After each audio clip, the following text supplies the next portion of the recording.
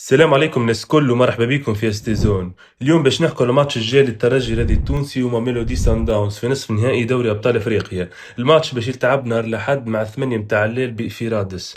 وبصراحة الماتش هذا يعتبر واحد من اهم المواعيد في الموسم متاع الترجي، خاطر الوصول للنهائي سيمر من رادس. كي نشوفوا تاريخ المواجهات بين الفريقين في السنوات الاخيرة نلقوا انه الارقام تعطي افضلية واضحة للترجي. في اخر 10 مقابلات بين الترجي وسان داونز، الترجي ربح 5 ماتشات، تعادلنا في 4، وصن داونز ربح ماتش واحد فقط. يعني من ناحية المواجهات المباشرة الترجي عنده أفضلية نفسية قبل الماتش، لكن في المقابل الفريق الجنوب أفريقي يقوده المدرب البرتغالي ميغيل كاردوزو، المدرب السابق للترجي. كاردوزو في السنوات الأخيرة أثبت اللي هو يعرف كيفاش يلعب في هذه المسابقات الأفريقية.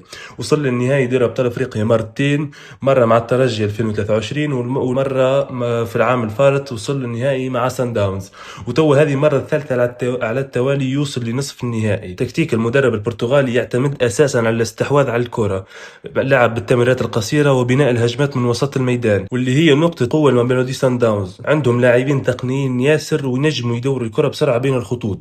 في نفس الوقت الفريق هذا عنده نقطة ضعف واضحة واللي هي خط الدفاع. في المباراة الأخيرة شفنا إنه سان داونز يستقبل أهداف ياسر، سواء في دوري أبطال أفريقيا أو حتى في البطولة المحلية. مثلا في آخر مواجهة في الشامبيونز ليج كانت ضد ستاد ماليا، صحيح ربحوا الماتش الذهاب ب3-0، لكن في الإياب قبلوا زوز أهداف وكانوا قريب حتى يتعادلوا. وهذا يوري إنه الفريق اللي يطلع يهاجم ويضغط القدام يخلي مساحات كبيرة في الدفاع، وهذه حاجة ينجم الترجي يستغلها خاصة في الهجمات السريعة والتحولات الهجومية اللي هي نقطة قوة الترجي. وزاد إحصائية مهمة ياسر واللي هي نتائج سان داونز خارج ميدانهم. في 4 مقابلات لعبوهم خارج جنوب أفريقيا تعادلوا في زوز وخسروا زوز، يعني خارج ملعبهم الفريق ينقص مستواه، وهذا يعطي أفضلية للترجي خاصة إنه الماتش اللي باش يكون في رادس. بالنسبة للترجي الأرقام في النسخة هذه من دوري أبطال أفريقيا أرقام إيجابية.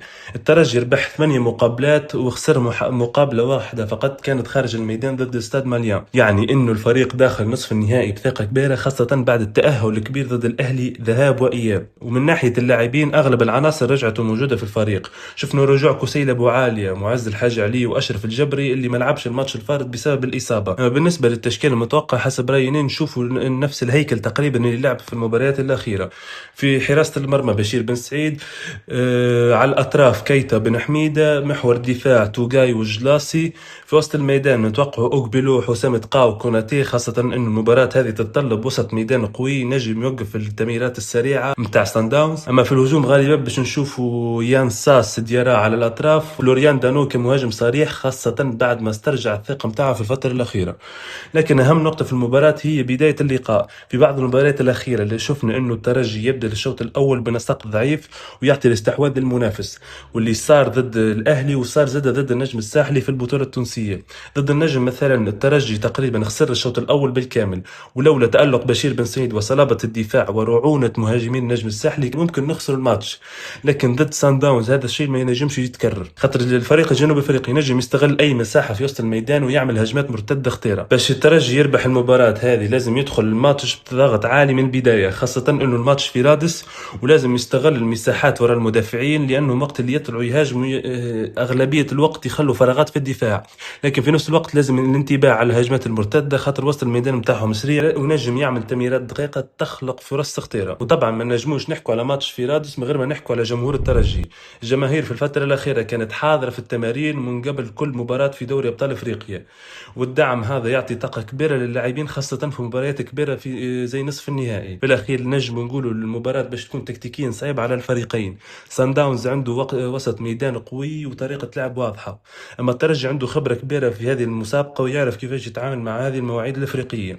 اذا الترجي يدخل مباراه بالتركيز اللازم ويفرض اسلوب لعبه من البدايه ينجم يعمل خطوه كبيره نحو النهائي الافريقي. هذا هو كان فيديو اليوم، ما تنسوش اللايك واشتراك، ونشوفكم فيديو جديد. سلام.